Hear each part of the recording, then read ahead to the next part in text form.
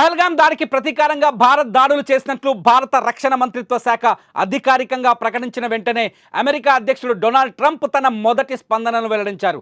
తాము దాడుల గురించి ఓవల్ ఆఫీస్ డోర్స్ లోపలికి వెళ్తుండగానే వార్త విన్నట్టు ఆయన తెలిపారు.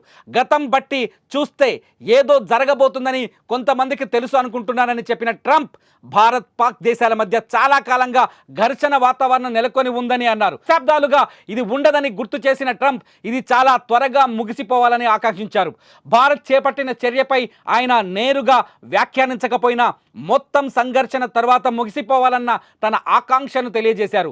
ఇరు దేశాలు ఉద్రిక్తతలు తగ్గించుకోవాలని, ప్రపంచానికి శాంతి కావాలని ట్రంప్ చెప్పుకొచ్చారు. భారత్ చేసిన దాడులపై క్లియర్గా చెబుతోంది తాము కేవలం ఉగ్ర స్థావరాలపైనే దాడు చేశామని, ప్రజలకు మా వల్ల ఎలాంటి ఎఫెక్ట్ జరగలేదని చెప్పుకొచ్చింది భారత్ దెబ్బతో పాక్ ఊరుకుంటుందా లేదా అన్నది ఇప్పుడు అత్యంత $1 మిలియన్ ప్రశ్నగా కనిపిస్తోంది. పాకిస్తాన్ ఉగ్ర స్థావరాలపై దాడి చేయడాన్ని పాకిస్తాన్ ఇంకా సమర్థించుకుంటుందా, మాపైన దాడి చేశారని అభివర్ణించుకుంటుందా, పాకిస్తాన్ ఏం చేయబోతుందన్నది ఇప్పుడు ఆసక్తికరంగా మారింది. ఇప్పటికే పూంచ్ సెక్టార్లో పాకిస్తాన్ సైన్యం కాల్పులు జరిపింది. ఈ కాల్పుల్లో సామాన్యులు 3 చనిపోయినట్టుగా మనకు సమాచారం అందుతోంది. పాకిస్తాన్ ఇప్పుడు ఆవేశంతో రగిలిపోతుంది.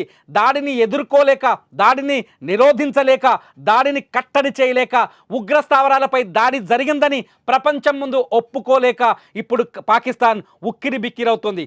భారత ఆర్మీ సరైన టార్గెట్ చేసింది. భారత ఆర్మీ సరైన ప్రాంతాలను ఎంచుకుంది. ముందుగానే గూగుల్ మ్యాప్లను కూడా రిలీజ్ చేసింది. మ్యాప్ రిలీజ్ చేసిన తర్వాత అటాక్ చేసింది. పాకిస్తాన్ ఈ దాడిని ప్రజలపైన జరిగిన దాడిగా అభివర్ణించే ప్రయత్నం చేస్తోంది. అందుకే అమెరికాకు ఫిర్యాదు చేసింది. అమెరికా మద్దతు కోరింది పాకిస్తాన్. మొదటి నుంచి అమెరికా చాలా స్పష్టంగా చెబుతోంది ఉగ్రవాదంపై భారత్ చేస్తున్న పోరాటానికి మేము మద్దతు ఇస్తామని. ఇవాళ మార్కో కూడా అదే విషయాన్ని పాకిస్తాన్కి చాలా గట్టిగా చెప్పినట్టుగా అర్థమవుతోంది. మూసుకొని కూర్చొని ఇంకా మళ్ళీ భారత్పై ప్రతీకారానికి తెగబడే ప్రయత్నం చేస్తే చూస్తూ ఊరుకోబోమని అమెరికా కూడా హెచ్చరించినట్టుగా తెలుస్తుంది. ఎందుకంటే పాకిస్తాన్లో తయారైన ఉగ్రవాదం అమెరికాను కూడా ఎఫెక్ట్ చేసింది.